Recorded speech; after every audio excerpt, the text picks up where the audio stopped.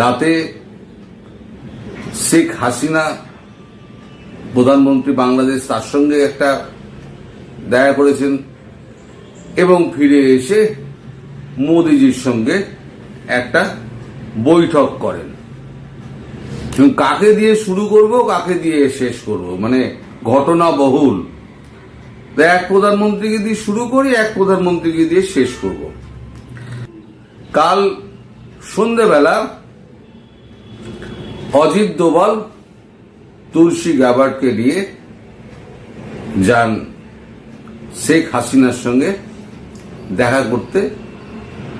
তার সঙ্গে আরো একজন ছিলেন রবি সিনহা, যিনি আমাদের রয়ের এখন বর্তমান কর্তা বা ডিরেক্টর। তারা পুরো কথাবার্তা বলেন এবং শেখ হাসিনার সঙ্গে আমি যতটুকু পুরোটা তো জানতে পারিনি, জানতে পারাও সম্ভব নয়, কেউ কেউ আমার পুরোটা বলবে না। আর আমি ভেতরে ছিলাম না যে আমি ওখানে প্রত্যক্ষদর্শী, আমি এসে আপনার ঘটনার বিবরণ দিয়ে দিলাম। আমি যেটুকু ফিলার পেয়েছি তাতে এটুকু বুঝেছি যে খুব সৌহার্দ্যপূর্ণ পরিবেশে তাদের মধ্যে প্রায় মিনিট 35 কথাবার্তা হয়। এবং একটা অদ্ভুত ব্যাপার, এনারা যেমন বিদেশিরা যেমন হ্যান্ডশেকের জন্য হাত বাড়িয়ে দেন, তেমনি মানে তুলসী গ্যাবার্ডও হাত বাড়িয়ে দিয়েছিলেন হ্যান্ডশেক করার জন্য শেখ হাসিনার দিকে। শেখ হাসিনা হাত তো মিলিয়েছেন, মেলানোর সাথে সাথে তিনি জড়িয়ে ধরেন। তখন তুলসী গ্যাবার্ড তাকে বলেন, our president assured that you will be back soon to your country as prime minister. So prime minister, madam prime minister, আপনাকে একটু ধৈর্য ধরতে হবে। আমাদের প্রেসিডেন্ট বলে দিয়েছেন যত শীঘ্র সম্ভব আপনাকে প্রাইম মিনিস্টার হিসেবেই দেশে ফেরানো হবে।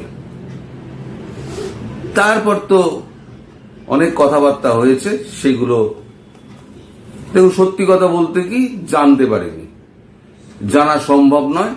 এই ফিলারটুকু আমার কাছে এসেছিল, এই ফিলারটা আমি আপনাদের যেটা বললাম, কারণ এগুলো এত গোপনীয়তার সঙ্গে হয়।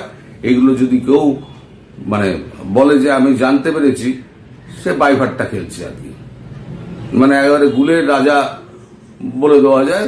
তাই আমার অমুক সূত্র জানিয়েছে, তমুক সূত্র জানিয়েছে, তেমন কিছু নয়। আমার কাছে খবর নেই তো নেই।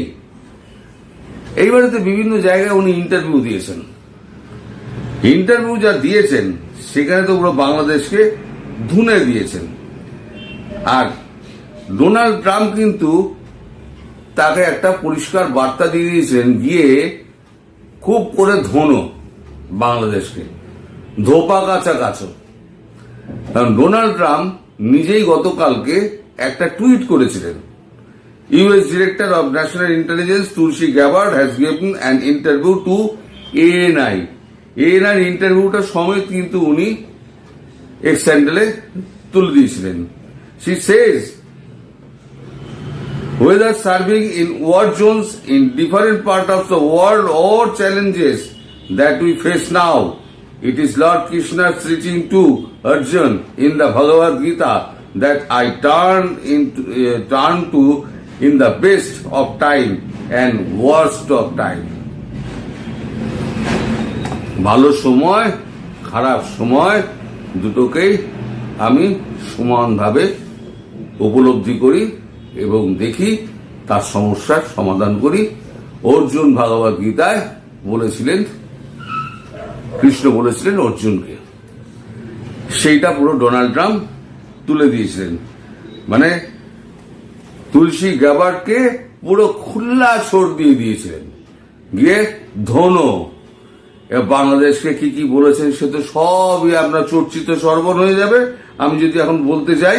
কিন্তু বাংলাদেশের পক্ষ থেকে ইন্টারন্যাশনাল খেলোয়াড় আমাদের, মানে আপনাদের ডক্টর ইউনুস ইন্টারন্যাশনাল খেলোয়াড়, তো উনি বাংলাদেশের ছোট জমিতে খেলেন না, উনি ইন্টারন্যাশনালি খেলেন।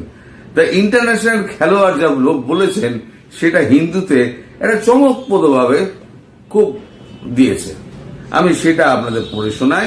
দ্য হিন্দু লিখছে, সংখ্যালঘু নির্যাতন নিয়ে গ্যাবার্ডের মন্তব্যের নিন্দা জানিয়েছে বাংলাদেশ। খুব ভালো কথা।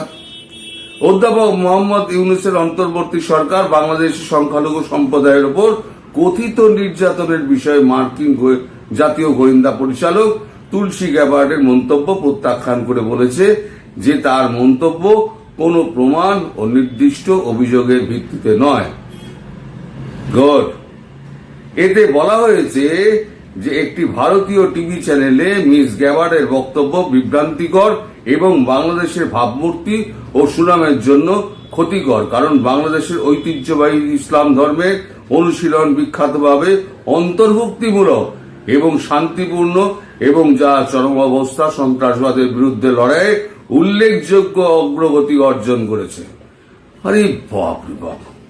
টিভি চ্যানেলের সাথে সাক্ষাৎকারে মিসেস গ্যাবার্ড অভিযোগ করেছেন যে বাংলাদেশের ধর্মীয় সংখ্যালঘুদের ওপর নিপীড়ন ও হত্যা চলছে এবং দেশে ইসলামী সন্ত্রাসীদের হুমকি একটি ইসলামী খেলাফতের সাথে শাসন ও শাসন করার মতাদর্শ এবং উদ্দেশ্য এর মধ্যে মূলত রয়েছে। তিনি বলেন, মার্কিন প্রেসিডেন্ট ডোনাল্ড ট্রাম্পের বাংলাদেশের অন্তর্বর্তী সরকারের সাথে এই বিষয়ে নতুন আলোচনা শুরু হয়েছে। আলোচনা শুরু হয়নি, আপনাকে ধাতাতে গেছে।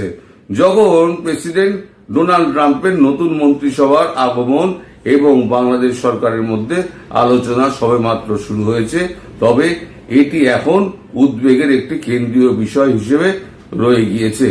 কিন্তু প্রধান উপদেষ্টার কার্যালয় বলছে যে বাংলাদেশকে ইসলামী খেলাফতের ধারণার সাথে ভিত্তিহীনভাবে যুক্ত করার অগণিত বাংলাদেশী এবং তাদের বন্ধু এবং অংশীদারদের কঠোর পরিশ্রমকে ক্ষুণ্ণ করেছে, যা বিশ্বজুড়ে শান্তি, স্থিতিশীলতা, অগ্রগতির প্রতি প্রতিশ্রুতিবদ্ধ ছিলেন। এতে বাংলাদেশ যে কোনো ধরনের ইসলামী খেলাফতের সাথে দেশকে যুক্ত করার কোন প্রচেষ্টার তীব্র নিন্দা জানায়। তার মোহাম্মদ ইউনূস এই যে ছবিগুলো আপনার খেলাফতের বিরুদ্ধে বলেছেন না, খেলাফত শাসন আপনার দেশ চাইছে না।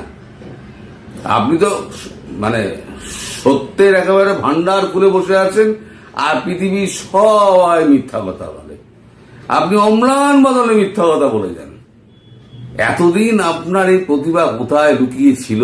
বাংলাদেশের প্রধান উপদেষ্টা না হলে পরে আপনার এই প্রতিভা কিন্তু আমাদের চোখের সামনে ভেসে আসতো না। আপনার ভেতরে যে এত শয়তানি, এত কুবুদ্ধি, এত চতুরামি, এত শয়তানি এই যে লুকিয়েছিল, এটা কিন্তু সাধারণ মানুষ বুঝতে পারেনি। মানুষের মধ্যে দুটো সত্তা থাকে, একটা হচ্ছে কুসত্তা আর একটা হচ্ছে দুঃসত্তা। আপনার এই দুঃসত্তাটাকে আপনার মুখোশ ঢেকে রেখে দিয়েছিল।